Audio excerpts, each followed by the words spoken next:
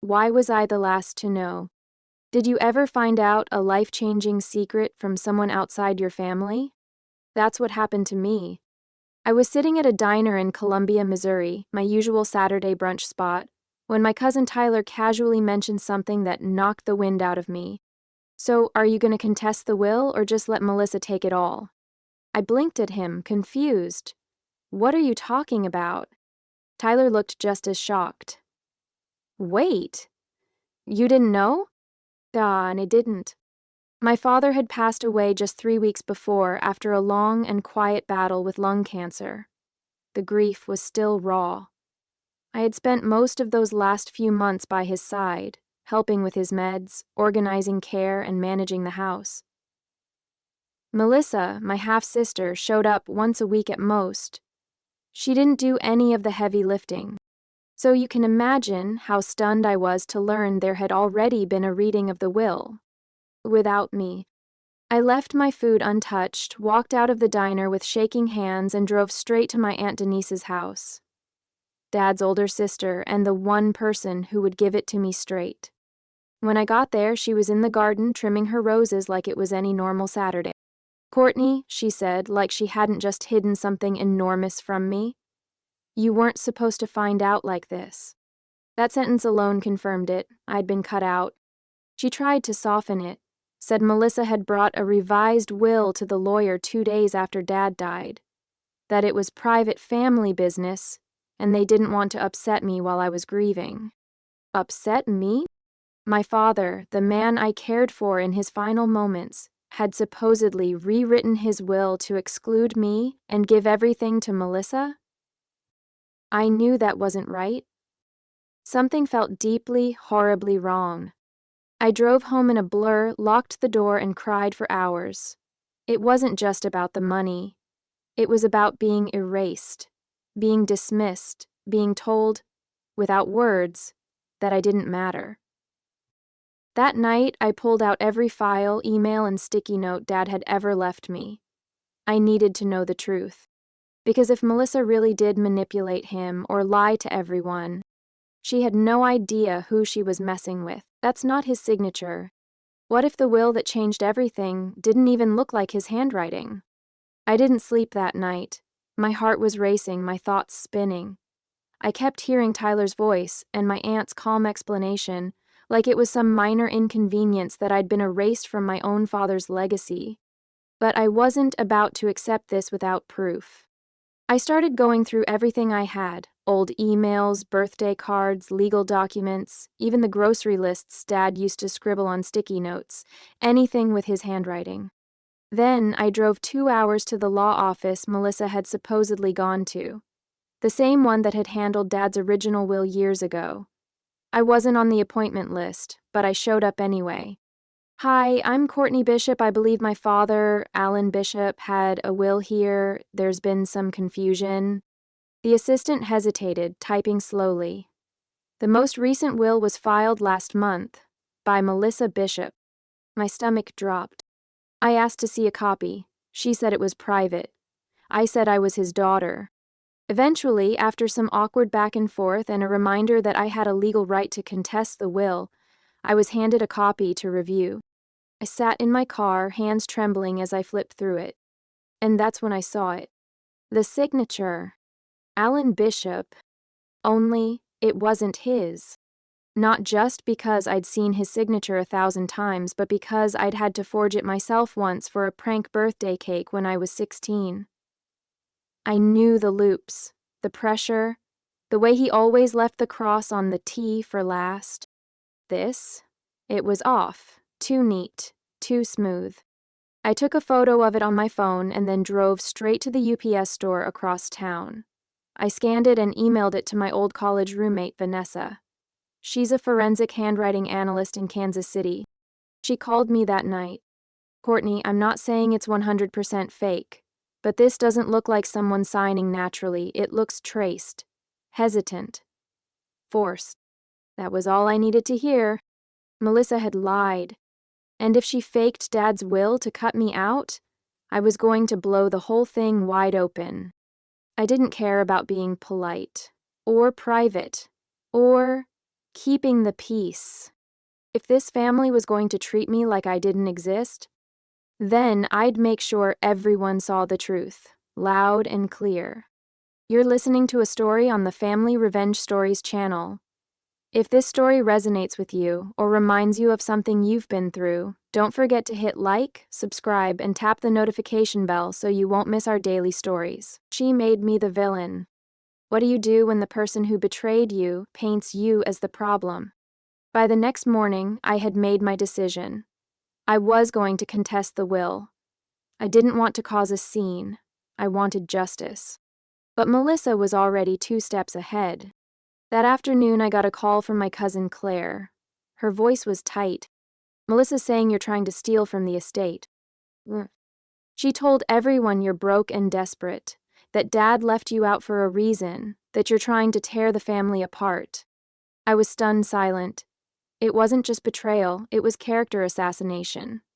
Melissa wasn't just lying to cover her tracks. She was rewriting the entire story, making me the villain in a play she directed. I checked Facebook later that night. Mistake. Melissa had made a vague post. It's always sad when people think they're owed something just because of blood. Loyalty matters more than DNA. The comments were full of sympathy and support. People I grew up with. People who hugged me at Dad's funeral. All siding with her. I wanted to scream, but instead I called my friend Rachel. She's a probate lawyer in St. Louis, and she doesn't sugarcoat anything. "You're going to need more than a handwriting analysis," she said. "Do you have anything that proves your dad didn't intend to change the will?" "I have years of proof he wanted everything split evenly," I said. "Emails, texts, even voicemails." Then we go to war. That night I created a Dropbox folder labeled Truth. I uploaded every file I had. The birthday email where Dad said one day this house will be yours too. A voicemail from 2 months before he passed. "Don't let Melissa push you around after I'm gone." And his old will from 2018, where both our names were clearly listed. It wasn't just about money anymore. It was about being silenced, disrespected, painted as less than, even after everything I had done for him. Melissa could lie to the family, but I was done playing quiet. I drafted a post, not for pity but for truth. I uploaded the documents, blurred out legal parts, and wrote, "If someone rewrites your legacy after you die, who speaks for you? My dad can't defend himself, but I can." I hit publish, and within an hour everything changed. The truth went public, and so did she. What happens when your truth goes viral, and your sister starts to unravel? I didn't expect the post to blow up. Honestly, I thought maybe a few close friends would see it, maybe some distant relatives. But it took off like wildfire. By morning, I had hundreds of shares. Comments flooded in. Strangers were tagging "Justice for Courtney." People were comparing handwriting samples I never even posted. A retired notary chimed in, saying, "That's absolutely not a natural signature."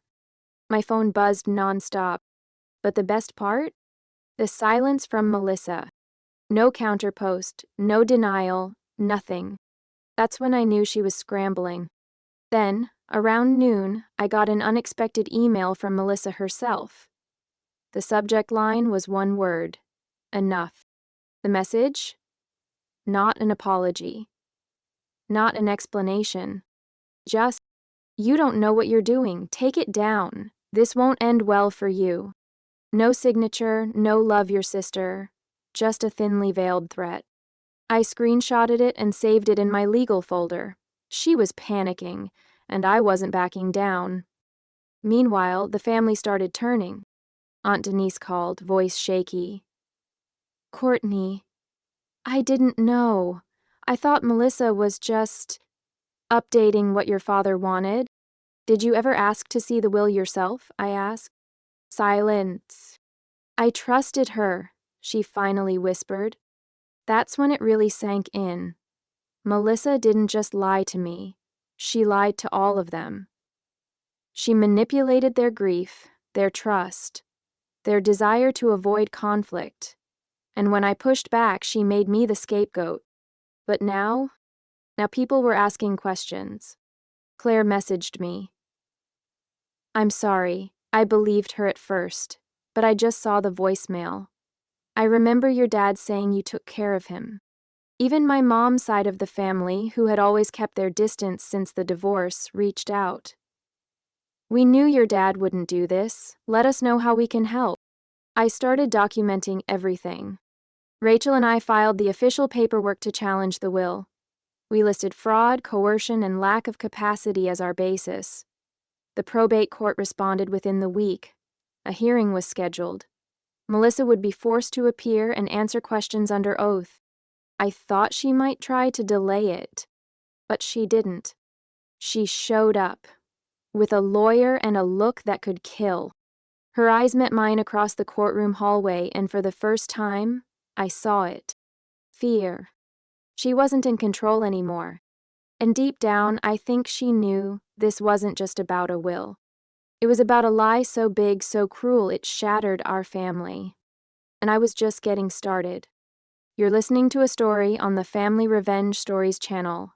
If this story resonates with you or reminds you of something you've been through, don't forget to hit like, subscribe, and tap the notification bell so you won't miss our daily stories. Under oath, she cracked. What if the moment you've been waiting for actually hurts more than you imagined? The courtroom was cold, not just in temperature, but in atmosphere. Everyone sat still, like we were holding our collective breath. Melissa walked in with her expensive suit and air of confidence, but I could see the way her hands clenched her handbag. Her eyes wouldn't meet mine. Rachel whispered, "Stick to the facts. Let her trip herself." And she did. Melissa's lawyer started by painting her as the loyal daughter who only wanted to honor her father's final wishes, that she had nothing to gain, just trying to keep peace in the family. Then Rachel stood up. She was calm, controlled, and brutal. "Can you explain why the signature on the new will doesn't match previous documents your father signed?" Melissa stammered. He was sick. His hands shook. So sick that his signature changed completely? Melissa didn't answer. Rachel continued. "Did Mr. Bishop ever communicate, via email, voicemail, or in writing, that he wanted to remove Courtney from the will?" "No," Melissa admitted. My chest tightened. "And who delivered this new will to the lawyer?" "I did." "A lot." "Yes." "And was anyone else present when he signed it?" "Hot." "No, just me." That was the crack. Because even the most basic will requires 2 witnesses. Missouri law is very clear on that. Rachel looked at the judge and said, "We'd like to submit this will as invalid based on lack of witnesses and suspected forgery. And we request discovery on all communications between Ms. Melissa Bishop and the law office during that time period." Melissa's lawyer tried to pivot, tried to say it was a mistake, that maybe the assistant forgot to add the witness line. But the judge wasn't buying it. He ordered a handwriting expert, one that wasn't friends with either party. I looked at Melissa, and her mask had dropped. Her shoulders slumped, her eyes were red, and for a second, I saw the version of her I hadn't seen in years. The scared little girl who used to sneak into my room during thunderstorms. But that didn't excuse what she did. She betrayed me. She betrayed our father. And now the whole courtroom knew it. Outside, reporters were waiting. Someone had leaked the story after my viral post, and now it was news. Local daughter fights sister over fraudulent will. I wasn't hiding anymore. Not from the lies. Not from the shame. And definitely not from Melissa. I stood outside that courthouse, looked into the camera of a local station, and said, "Family doesn't mean silence. My father deserved better than this, and so did I." The family split down the middle. What happens when telling the truth costs you the people you once loved? I thought bringing everything into the open would bring closure, that the truth, once exposed, would settle things. But that's not how families work. Some people stood by me, Claire, Tyler, Aunt Denise. After seeing the evidence, they apologized, supported me, even testified on my behalf. But others? They couldn't handle the fallout. "Why couldn't you just let it go?" my Uncle Jerry said at Thanksgiving. "Your dad's gone, why stir the pot?" Let it go? Let someone forge a will and erase me from my father's life, just so it didn't make people uncomfortable? I couldn't. Still, I wasn't prepared for how isolating it would feel. I didn't get invited to family game nights anymore. My cousins stopped tagging me in photos. The family group chat? Dead silent. Until they made a new one without me. Melissa was still clinging to her version of the story, telling anyone who'd listen that I was just out for money, that I was twisting facts and disrespecting Dad's memory. But the court didn't agree. The handwriting analysis came back, highly likely forged. That was the nail in the coffin. The judge ruled the newer will invalid. The estate would revert to the original will, split evenly between me and Melissa. I should have felt triumphant. Instead, I just felt tired. It had taken months, legal fees, public exposure, emotional exhaustion, and I was still being treated like a pariah by half of my own bloodline. But I didn't regret it, because for the first time, I wasn't just the quiet one. I wasn't the sister who always let things slide. I wasn't invisible. I was the daughter who spoke up. And you know what? That mattered.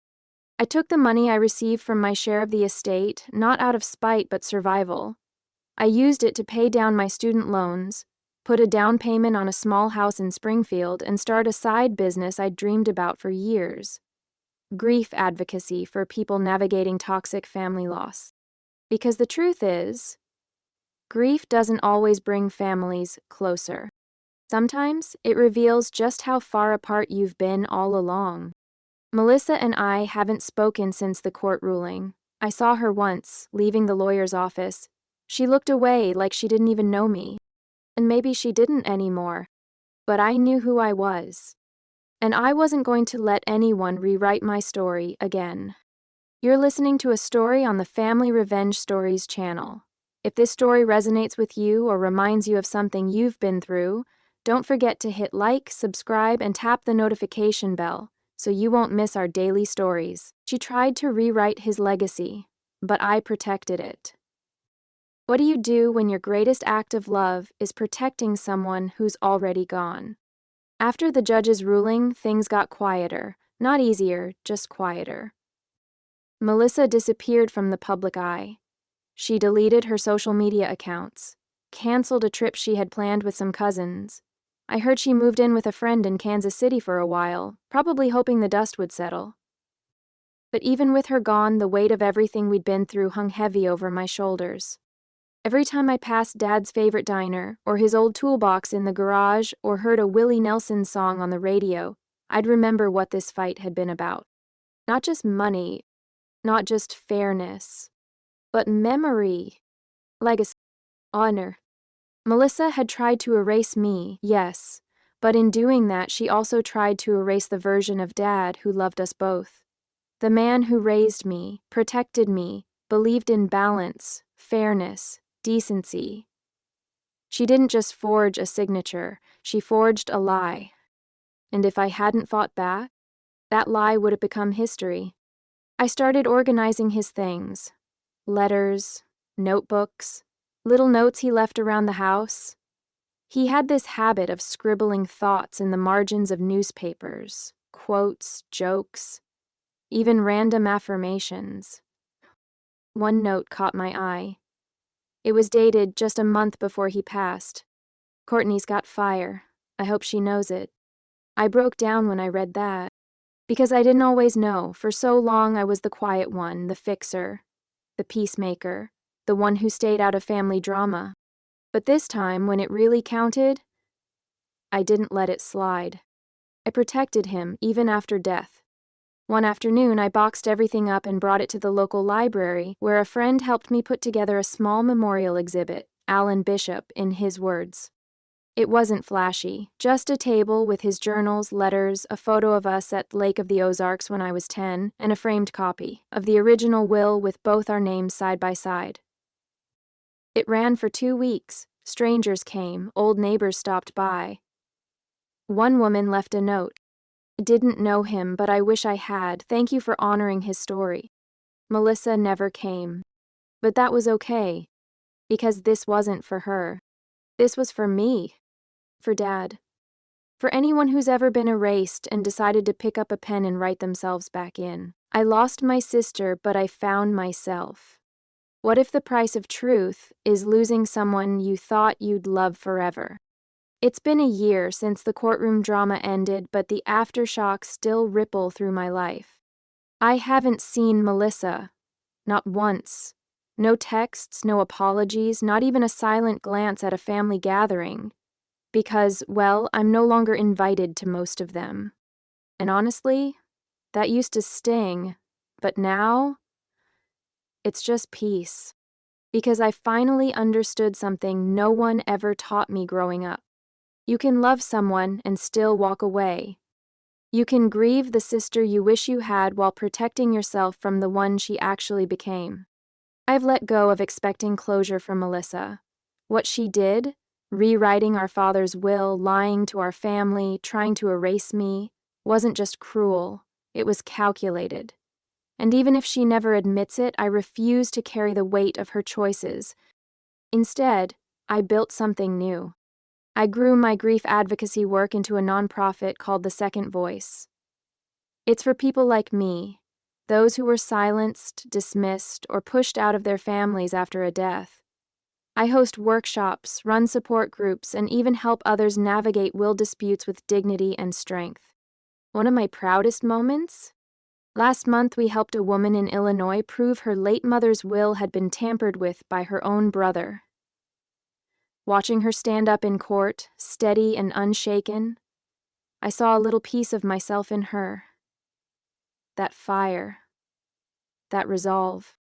That's how healing happens. Not all at once, not with grand declarations, but moment by moment, as you reclaim the pieces of yourself others tried to take. Do I wish things had gone differently with Melissa? Some days, yes. But if I had stayed silent, if I had swallowed my voice just to keep the peace, I wouldn't be who I am now. And I like this version of me. Strong, clear, unapologetic. My father may be gone, but he left something behind.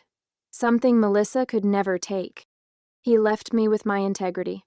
And I used it to speak the truth, not just to my family, but to the world. So, to anyone watching this who's been told to stay quiet, to not make waves, to accept being erased, let me tell you what I wish someone had told me. You don't owe anyone your silence, especially not when your story is the truth. And that's a legacy worth protecting. You're listening to a story on the Family Revenge Stories channel. If this story resonates with you or reminds you of something you've been through, don't forget to hit like, subscribe, and tap the notification bell so you won't miss our daily stories.